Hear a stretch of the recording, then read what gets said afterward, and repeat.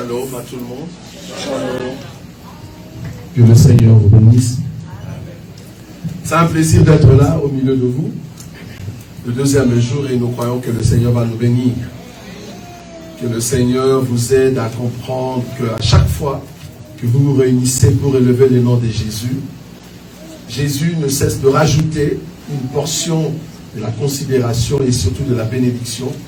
C'est que j'aime plus, à chaque fois que nous sommes dans la présence du Seigneur, il y a une main forte qui garde tout ce que nous possédons.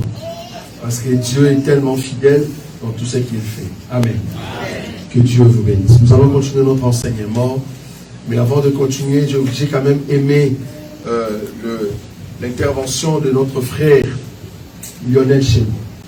Vous savez, Jésus, quand il est venu sur la terre, l'élément clé qui faisait sa force, c'était de retrouver une personne. Il est venu sur la terre, c'était pour retrouver une personne.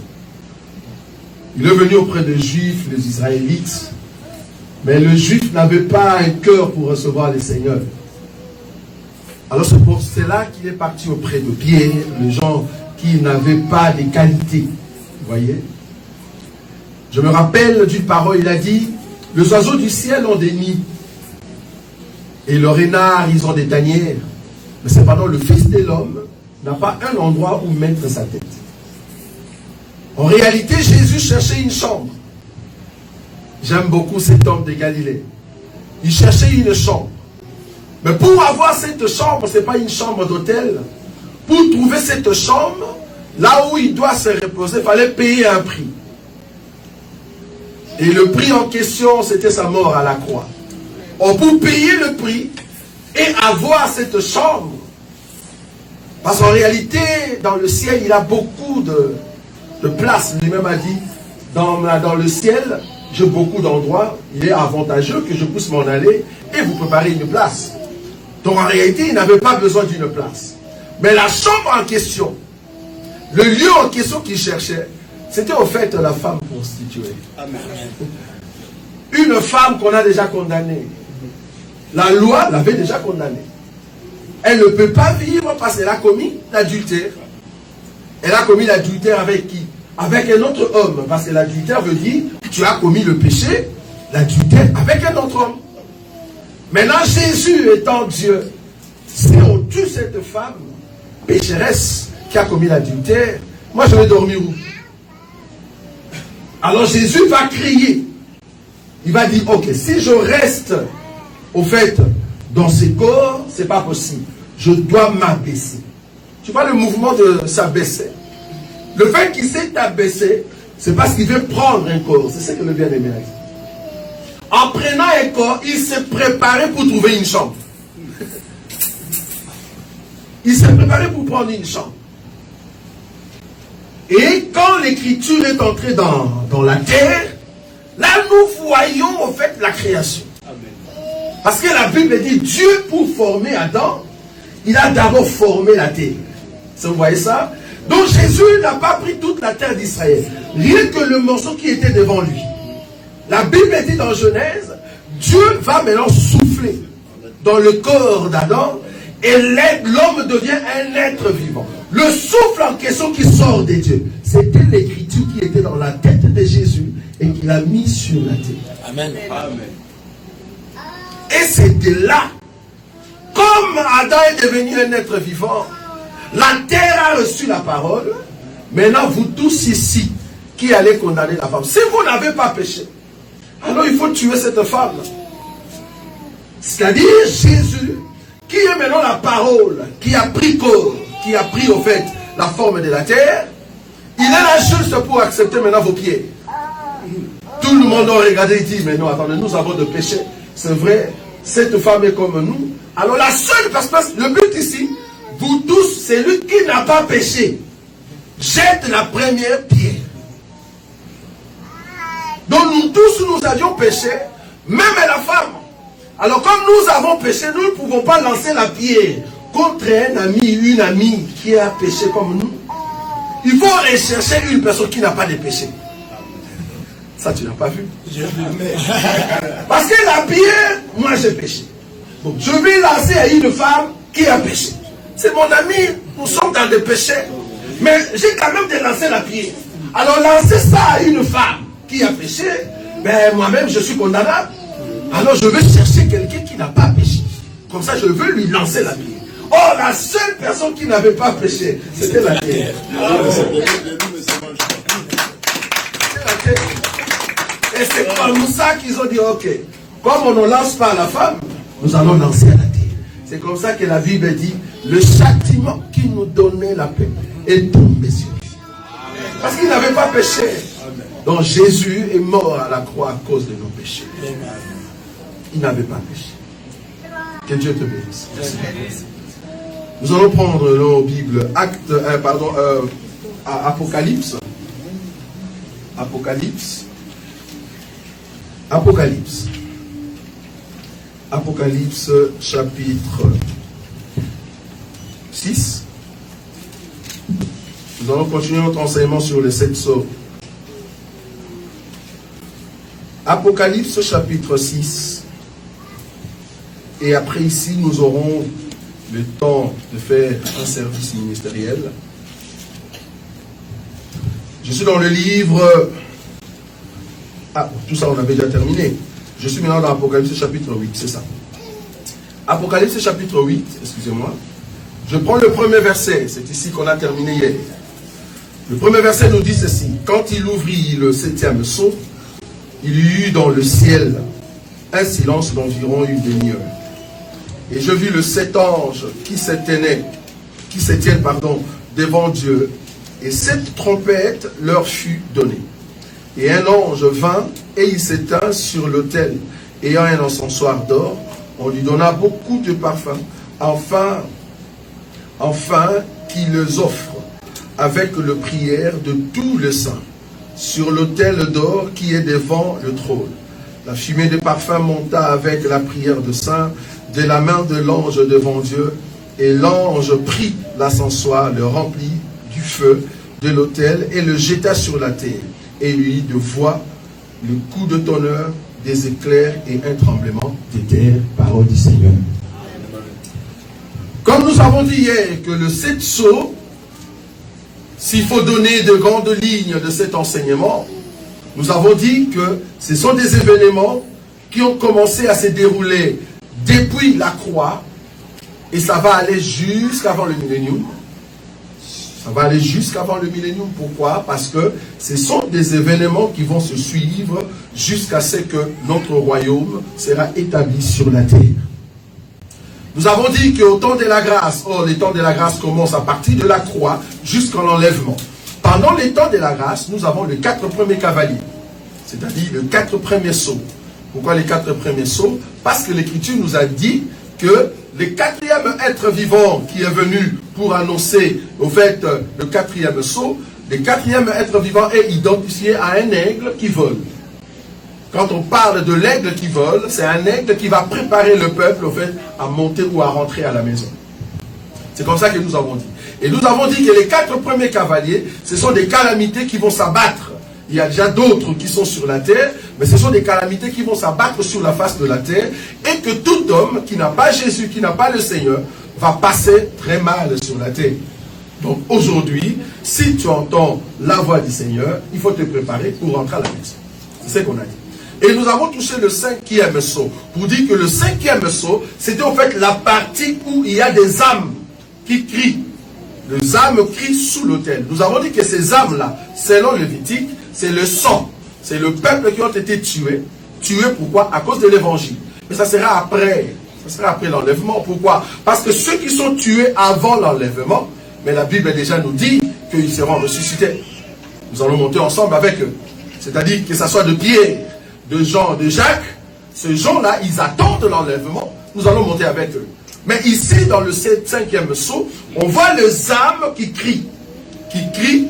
Pourquoi? Parce que le monde ou la terre a fait de criminalité sur eux. C'est pour cela que le Seigneur leur a dit, attendez encore. Le Seigneur leur a donné des robes, afin que le nombre de vos frères soit complet. Parce qu'il faut que d'autres frères, d'autres bien-aimés meurent comme vous. Nous avons dit que Pendant ces temps-là, c'est les temps après l'enlèvement. Pourquoi? Parce que nous serons sur la face de la terre de 144 000, la Vierge folle, et au fait, ce qu'on appelle le rescapé. Hier, on était tellement trop vite, c'est comme ça qu'on donnait des grandes lignes. Et il y a le sixième saut, là où ça parle de calamité, maintenant de la colère des dieux, qui vont commencer à s'abattre, parce que nous avons dit que la terre va subir son temps le plus dur. C'est-à-dire la terre, comme ça vieillit, avec l'homme de l'impie qui arrive, et toutes les lois qu'ils vont mettre en place, il faut qu'on voie la pédophilie monter, parce que l'homosexualité, déjà, c'est terrible. Là, c'est officiel. Tout le monde le sait. Mais il faut qu'on voie quand même la pédophilie monter à fond. Je vous ai dit hier que parmi les gens qui vont faire élever cette loi de la pédophilie, ça commence déjà au niveau de la France, que ce soit en Belgique. Parmi ces gens-là, nous n'avons pas peur de citer leur nom, il y a Macron. Macron est parmi les gens qui vont mettre en place pour que la pédophilie soit reconnue mondialement. Vous voyez? Donc ce sont ces gens-là qui vont mettre de loi. Et je vous ai dit hier, qui commence déjà à changer au niveau de l'Europe. Parce que la bête, l'homme de l'impie, il doit être quelqu'un qui est de l'Europe. Pourquoi? Parce que c'est l'Europe réunie qui va au fait s'élever et mettre en place l'homme de l'impie. Et nous avons dit qu'à partir de l'Europe maintenant, normalement il y a la loi quinquennale, la loi quinquennale qui veut dire que c'est une loi, pendant 5 ans, le président doit diriger. Mais là, ils ont compris, parce que la prophétie doit s'accomplir, c'est 7 ans, ils commencent à changer. Ils commencent à mettre en place ce qu'on appelle la loi septennale. Donc, ça sera maintenant 7 ans. Mais c'est d'ici 3 ans. Parce qu'il faut que le mandat, parce que le mandat de Macron doit être 5 ans. Qu'est-ce qu'il va faire? Il va arriver jusqu'à 4 ans. Et il va imposer maintenant la loi septennale. Or, en imposant la loi septennale, cela veut dire, j'ai fait mes 10 ans, mais comme il y a une nouvelle loi septennale, je peux continuer. Donc du coup, il a besoin de faire 17 ans. Soit disant, il est jeune, mais un jeune qui a des esprits terribles dans son cœur. Vous voyez? Donc, la loi septennale arrive. Pourquoi la loi septennale? Parce que la bête, à un moment, il doit prendre la présidence de l'Europe. La présidence de l'Europe, qui sera de 7 ans. Il doit faire l'alliance. Mais il fera l'alliance comment? Il faut qu'il y ait septennale. Parce qu'aujourd'hui, si tu dois faire l'alliance avec l'Europe, c'est 5 ans. Or, la prophétie nous dit c'est 7 ans. Donc, ils doivent changer cela. Parce que Dieu les amène par rapport à ce qui est dans la Bible. Vous voyez? Donc, du coup, ça va changer et on va arriver à 7 ans. Vous voyez? Donc, là, 6e saut, annonce de calamité. Quand je dis calamité, c'est-à-dire de désordre atmosphérique qui vont frapper la terre, que ce soit des tsunamis, que ce soit la chaleur, vous savez, parce que là, la chaleur commence à monter, que ce soit de grêle qui vont commencer à tomber. Donc, il y aura des troubles sur la face de la terre. Mais gloire soit rendue à Jésus. Quand la colère des dieux va commencer à s'abattre, la Bible dit que le Seigneur va d'abord prendre sa femme et va le mettre dans une chambre. Amen. Parce que la femme ne peut pas voir la colère de son mari. Dieu va d'abord amener l'église, qu'on appelle la Vierge sage, il va l'amener dans sa présence pour ne pas voir la colère de Dieu. Amen. Et après, nous sommes arrivés ici dans le chapitre 8 de l'Apocalypse. Le premier verset, la Bible dit ceci, je vais le lire rapidement. Quand il ouvrit le 7e sceau, il eut dans le ciel un silence d'environ une demi-heure. Nous avons dit que le demi-heure ici, 30 minutes, il ne faut pas souffrir pour ceux qui ne connaissent pas les Écritures. Ce n'est pas 30 minutes comme 30 minutes sur la terre. La Bible l'a très bien dit, c'est 30 minutes dans le ciel. Il ne faut pas compter 1, 2 jusqu'à 30, ce n'est pas possible. Comme un pasteur nous a dit que c'était la pause. Dieu s'est reposé. Donc il a travaillé. C'est comme au boulot, quand tu travailles, à un moment, il faut te reposer. Voilà. Donc 30 minutes. Mais je dis, mais ce n'est pas sur terre, c'est dans le ciel. Comment Dieu peut se reposer?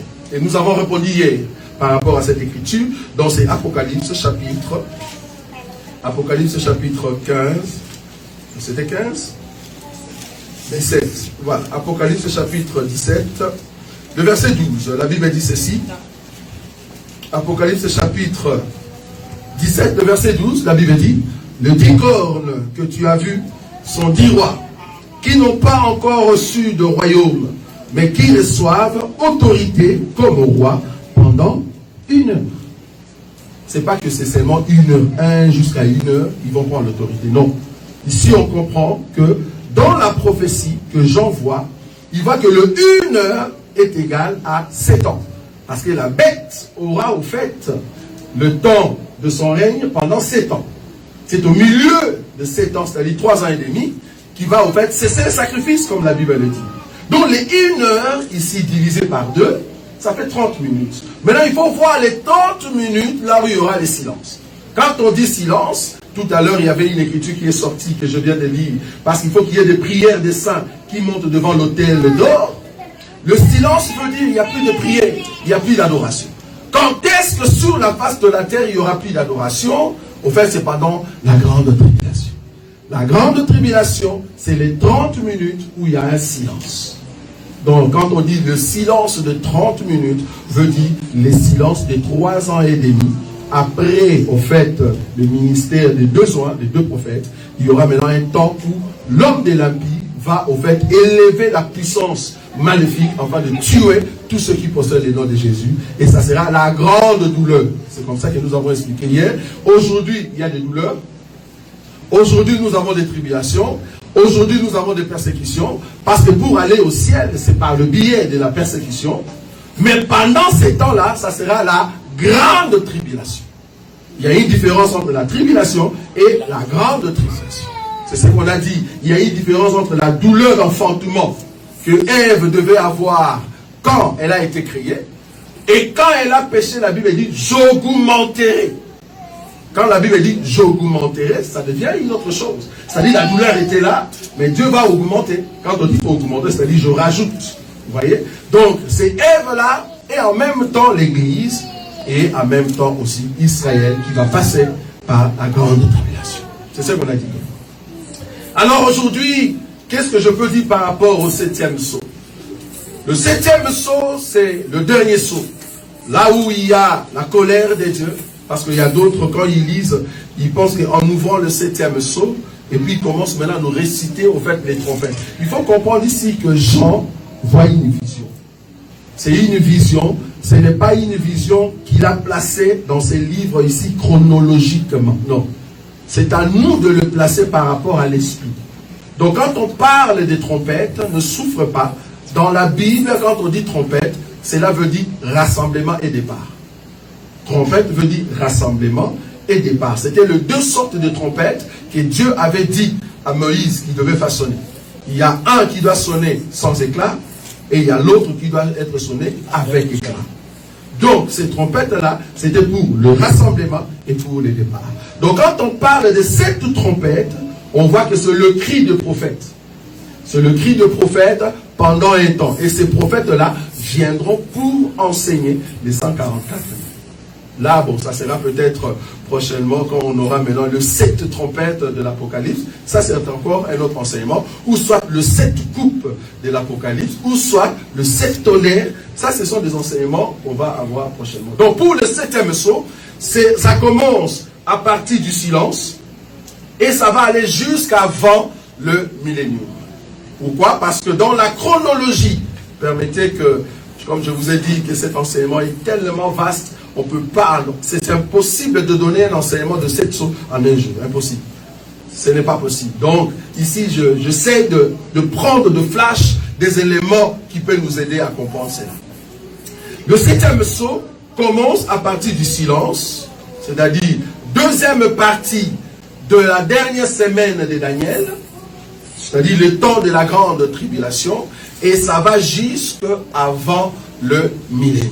C'est-à-dire, il y a la tribulation, la grande tribulation, pardon, il y a la colère des dieux, il y a aussi ce qu'on appelle le rajout, je crois, d'un temps où Dieu va commencer à rechercher les rescapés d'Israël, parce qu'il faut comprendre qu'il y aura des gens pendant la grande tribulation qui vont fuir comme au temps d'Hitler, et ils vont se cacher parce que ce sont des juifs, parce qu'il faut comprendre que l'homme de l'impie va chercher à tout prix terminer tous les juifs sur la face de la terre. C'est ça sa colère. Bien que la Vierge folle sera là, mais il va rechercher encore des juifs, et il y aura ce qu'on appelle un reste. La Bible l'appelle un reste. Et le reste en question vont se cacher. Ils vont sortir quand nous allons rentrer. J'ai bien dit nous. Parce que moi, je fais partie de ce royaume qui va revenir ici. Et je vous dis que je serai ambassadeur terrible. Un homme très puissant. Un homme qui peut entrer par des murs et sortir au Congo. C'est terrible, le corps que Jésus avait quand il est ressuscité. Ce corps-là, ça peut entrer ici à Billstone. Et du coup, je suis directement à Brazzaville. Vous voyez? Parce que c'est un corps terrible. C'est un corps qui se déplace dans les temps. Pourquoi? C'est un corps qui vient du ciel. Vous voyez? Bon, on aura le temps d'enseigner là-dessus.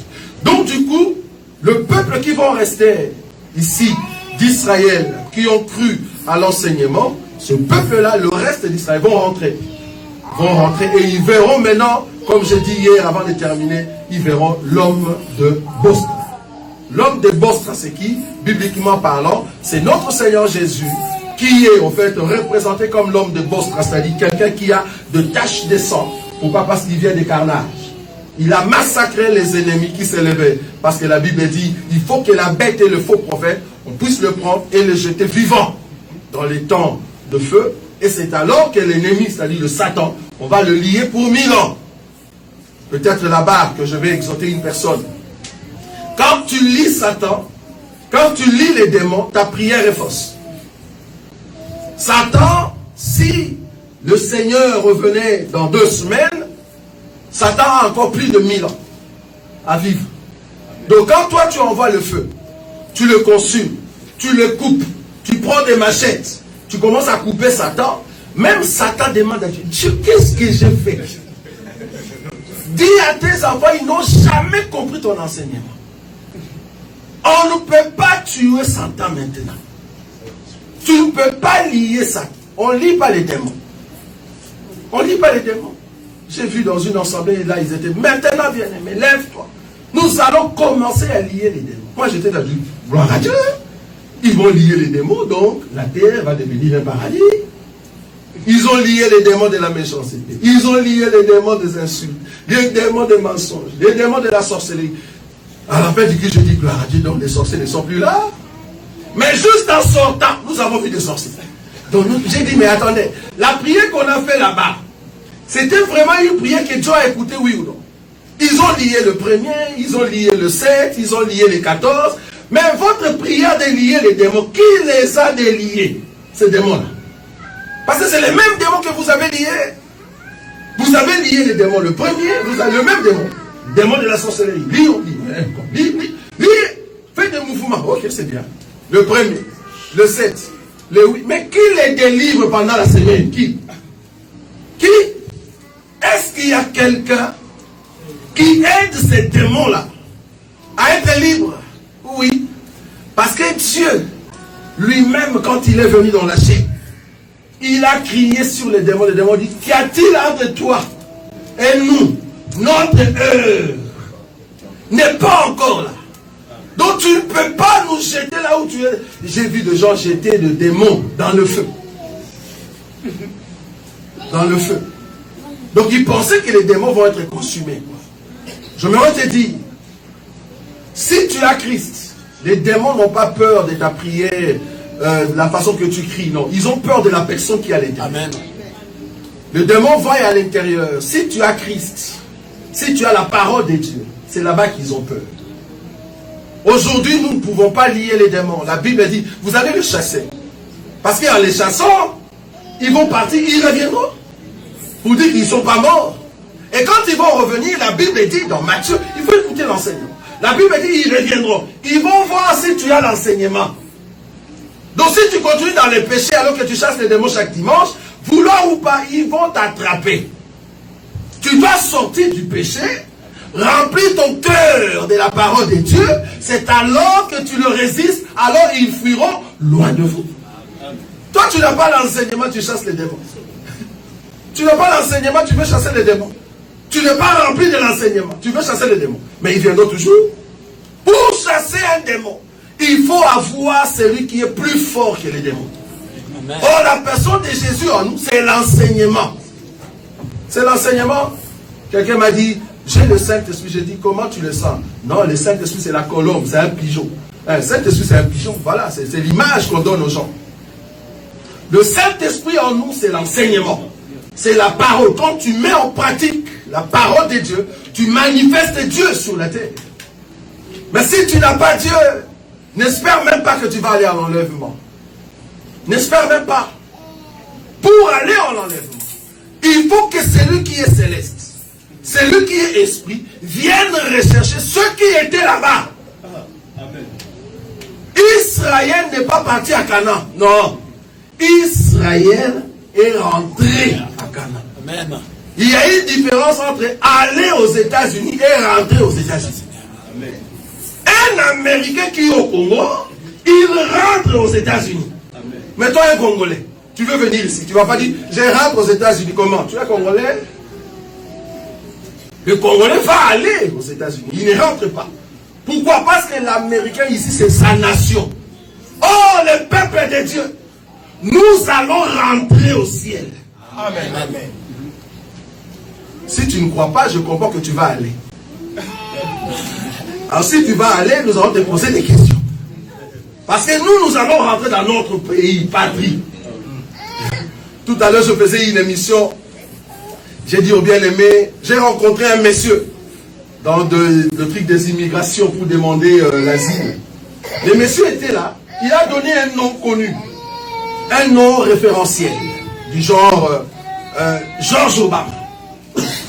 J'étais là, j'ai dit, ah, ben je connais quand même la famille Obama. Il a terminé, je l'appelle, monsieur. Ah, ton nom c'est George? Oui, oui, George Obama. Ah, bon, est-ce que tu connais Pierre Obama? Non. Ok. Tu connais Janet Obama? Non. Okay. Tu connais la maison d'Obama qui habite? Non. Ah, on comprend. On comprend qu'il n'est pas de la famille d'Obama. Et nous avons des chrétiens comme ça, qui sont à l'église, il est chrétien à l'église. Mais quand tu lui poses la question sur les grands frères, sur Jésus, sur l'enseignement, rien du tout. On comprend que tu n'es pas de notre famille. C'est tu es de notre famille. Tu dois avoir notre langage, notre façon de parler, notre façon d'agir. Tu dois manifester le signe de la maison. Depuis qu'on t'a connu, tu te dis chrétien, mais tu es la même personne. Tu vas rater l'enlèvement, bien aimé. Le 7 sceaux a été donné pour préparer le peuple à rentrer à la maison. Mais si tu ne te prépares pas, bien aimé, tu vas perdre tout ton temps à aller dans des églises. Tu changes cette église, tu vas là-bas. Mais comme ton cœur n'est pas préparé, tu ne vas pas entrer. Tu ne vas pas entrer. Et je me te dire qu'il y a une fête qui se prépare. Ce n'est pas une fête de Congolais. Ce n'est pas une fête des Africains. Ce n'est pas une fête des Américains. C'est une fête qui se prépare pour ceux qui ont en fait préparé leur cœur à manger pas n'importe quelle nourriture, mais la nourriture céleste. Si tu manges cette nourriture ou si tu as l'habitude de manger cette nourriture, comprends qu'il y a une fête qui se prépare. En tout cas, la date, on ne m'a pas donnée. Parce que quand j'ai demandé à papa, c'est quelle date? Papa m'a dit non, je ne sais pas te donner la date, mais du moins prépare-toi parce que la fête arrive. Même les grands frères, on lui a posé la question, mais attendez, la date c'est quand? Il dit, le fils ne sait pas. Donc il y a une fête qui se prépare, et cette fête, c'est la réunion au fait de tous les saints dans le ciel. C'est l'enlèvement du peuple de Dieu. Et bientôt nous allons partir, nous allons rentrer chez nous, à la maison. Sur terre, ce n'est pas notre maison. C'est pour cela, papa a préparé à ce que tu ne puisses pas voir sa colère. Hier, j'ai dit, un bon mari ne peut pas montrer sa colère à sa femme. Un bon mari montre sa colère au fait aux ennemis qui attaquent sa maison. C'est pour cela Dieu tellement il est fidèle et il aime beaucoup sa femme et ses enfants. Quand il va se mettre en colère, il va d'abord écarter sa femme. Il va le garder quelque part afin que la femme ne voie pas la colère de Dieu. La terre va voir la colère de Dieu. Et je vous dis, ça sera terrible. Si tu ne pars pas avec nous, sache-le, tu vas te souvenir de ce jour ici. Tu vas dire, un bien-aimé est passé. C'est un monsieur qui est venu de la Belgique. En tout cas, il n'était pas noir, ce monsieur-là. Il n'était pas un Chinois. Il n'était pas de l'Afrique, parce que je ne suis pas africain. Il n'était pas, en tout cas, quelqu'un qui habite en Belgique, parce que je ne suis pas belge.